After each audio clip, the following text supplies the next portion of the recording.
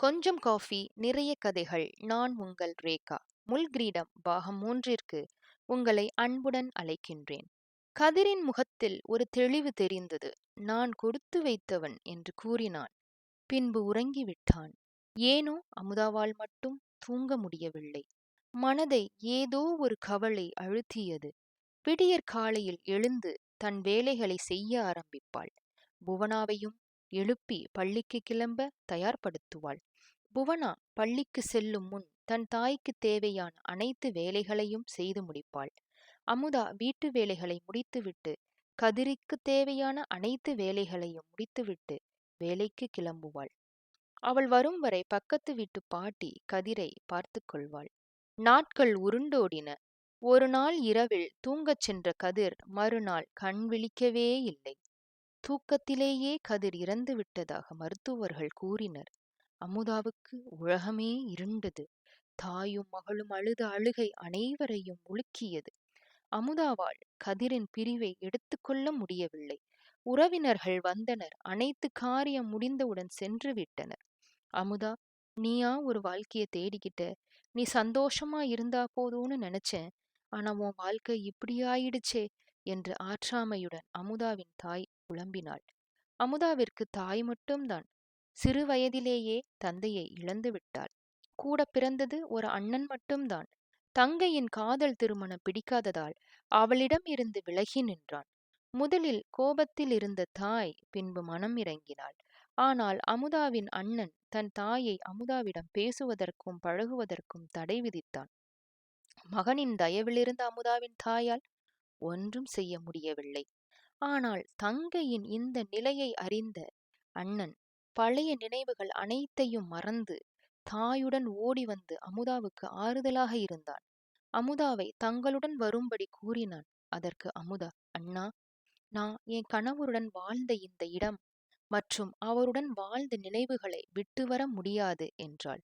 எவ்வளவோ எடுத்து கூறியும் பிடிவாதமாக இருந்துவிட்டாள் அமுதா.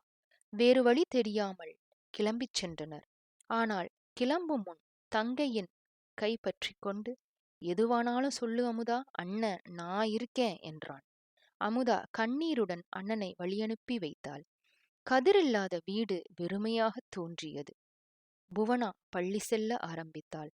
எக்காரணம் கொண்டும் தந்தை இல்லையே என்று புவனா கலங்கிவிடக்கூடாது. அதனால் அவளுடைய கல்வி தடைபடக்கூடாது என்று அமுதா நினைத்தாள். புவனாவிடம், அப்பாவுக்கு நீ நன்றாக படித்து நல்ல நிலைமைக்கு வர வேண்டும் என்பதே ஆசை என்று சொல்லிக்கொண்டே இருந்தாள்.